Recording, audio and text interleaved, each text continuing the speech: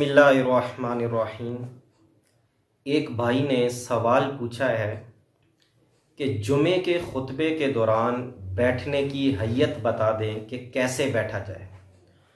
تو میرے بھائی، اس سلسلے میں عرض یہ ہے کہ ہمارے ہاں جمعے کے خطبے کے دوران عموماً لوگوں کو دیکھا جاتا ہے کہ وہ پہلے خطبے میں ہاتھ باندھ کر بیٹھتے ہیں التحیات کی شکل میں، اور دوسرے خطبے میں اپنے ہاتھوں کو اپنے زانوؤں پہ، اپنے گھٹنوں پر رکھ کر بیٹھتے ہیں۔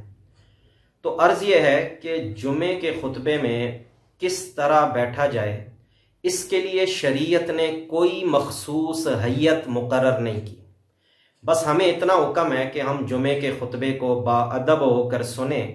بیٹھنا جس طریقے سے بھی ہو بیٹھا جا سکتا ہے، اور اگر کوئی آدمی اس چیز کو لازم سمجھے گا کہ میں نے پہلے خطبے میں ہاتھ باندھ کے بیٹھنا ہے، دوسرے خطبے میں ہاتھ گھٹنوں پہ رکھ کے ہی بیٹھنا ہے، اور یہ ہمارے دین کا حصہ ہے، تو یہ غلطی پر ہے، ایسا کرنا بدعت ہے۔